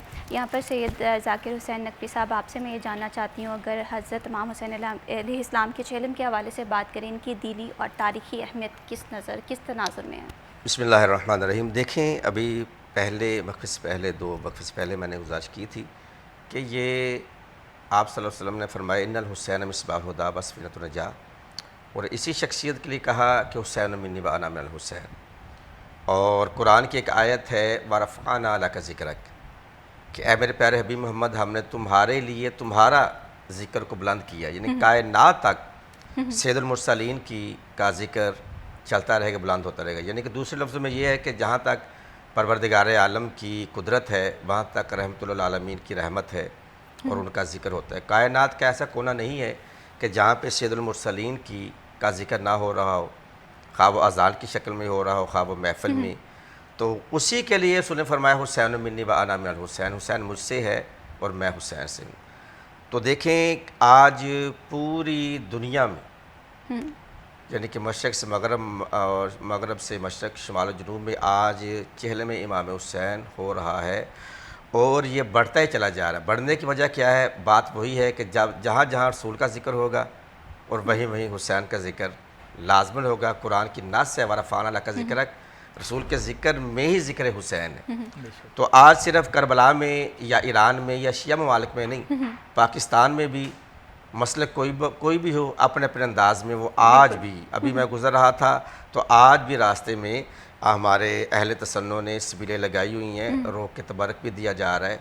और ये जो मिशी भी हो रही है करबला में, नजब से करबला, बसरा से करबला, और देखिए इश्क़ हुसैन और ज़िक्र हुसैन के बसरा से एक इलाका है, वहाँ पे लोग जो पैदल आते हैं, अदरवाइज़ तो लोग सड़कों पे आते हैं या कच्चे रास्ते होते हैं, फसलों से गुजरती है सड़कों पे गुजरते हैं, अदरवाइज़ कच्चे होते हैं। वहाँ की एक ऐसी मिशी है जो दलदल नामी जगह से गुजर के आते हैं, यानी कि एक पाँव ज़मीन में दन जाता है, उसको निकालने में आपको पता है कि कितने सेकंड या कितने मिनट लगते हैं। बाज़ का तो दूसरा है कि उसको निकालते हैं। इश्क़ हुसैन है, और ये 40 का मुकाम जो लोग जानते हैं वो इसको हर हालत में हासिल करना चाहते हैं। और ये हुसैन की कब्र की ज़ियारत के लिए लोग आ रहे हैं। तो इसके लिए आप सल्लल्लाहु अलैहि वसल्लम ने जब वाक़या करबला साहिब पैगम्बर में मस्जिद नबवी में बयान करना शुरू किया, तो आपने फरमाया कि मेरे शहज़ादे की कब्र की जिसने ज़ियारत की, समझ लो उसने मदीने में मुझ मोहम्मद की कब्र की ज़ियारत की। और आपने फिर फरमाया कि मेरे हुसैन की कब्र की ज़ियारत का अजर क्या है? तो आपने फरमाया कि मेरे हुसैन की कब्र की ज़ियारत का जो अजर है वो 70 हज मकबूल हज, 70 मकबूल हज के बराबर है। तो जब सुनने वालों ने हैरान हुए, कहा या रसूलल्लाह 70 हज? आपने फरमाया 70 हज नहीं, 70,000 मकबूल हज, ऐसे मकबूल हज कि जो मैं मोहम्मद मुस्तफ़ा के साथ उसने किया और मेरे ख़ानदान के साथ किया। देखिए, हम 10, 12, 14 लाख रुपए लगा के हम हज करके आते हैं, तो पता नहीं, ये तो हमारा ईमान है कि हमारा हज कबूल हो गया, आप कहते हैं कबूल कर दुआएं देते हैं, लेकिन ये ऐसा हज है, एक नहीं है, 70,000 हज है जो आपने बशारत दी है कि कब्र हुसैन की जो ज़ियारत करता है वो 70,000 मकबूल हज के बराबर सवाब हासिल करता है। ऐसा हज का जो उसने मेरे साथ किया, मेरे ख़ानदान के साथ किया। ये करबला की कब्र हुसैन की अहमियत है। और ये जो चहलम है, ये चहलम पता है कि हमारे शरीयत में भी है, और इसकी जो सबसे पहले चहलम मनाने वाली है वो वही बहन है कि जो इस मिशन में शरीकत हुसैन जिसे कहा जाता है मिशन में, जब साल के बाद यजीद की कैद के बाद जब करबला में चहलम के दिन बीबी पहुंचती हैं और आके करबला में कब्र हुसैन के साथ आके बैठती हैं। रवायात में कम से कम 10 दिन बीबी वहाँ पे 28 सफ़र तक वहाँ पे रहती हैं। लोग आके इमाम हुसैन का पुरसा देते हैं और बीबी उनसे पुरसा लेती है। वाक़यात करबला और करबला से कूफा शाम के वाक़यात बीबी उनको तालीम करती हैं ताकि जो मिशन है वो यहाँ पे छुप ना सके, नस्लों तक जे जाए। और वो नस्लों तक आज भी वो जो मिशन है आज भी नस्लों में मौजूद है। और 40 में देखें इतना इश्क है इश्क रसूल से कि जिनके लिए 2 घूंट पानी के नहीं थे, तो पिछले बरस जो पानी बचा है ना वो अरबों की तादाद में बचा है। और लंगर और न्याज खाना पीना इतना है कि खाने वाले 7.5 करोड़ भी हैं, मगर फिर भी अब वो लंगर भी बच जाता है और वो पानी भी बच जाता है।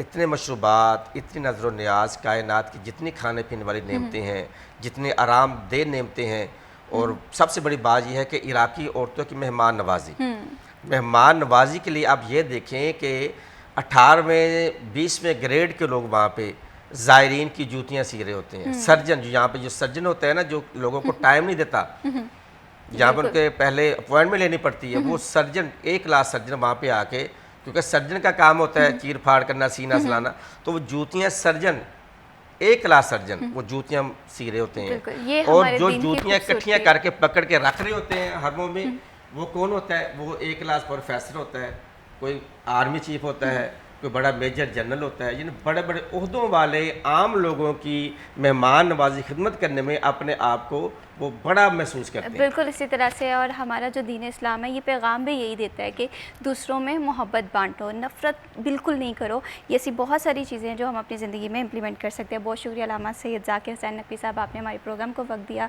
बहुत शुक्रिया अल्लामा अज़ीज़ुल हसन अवान साहब, आपने वक्त निकाला हमारे प्रोग्राम के लिए।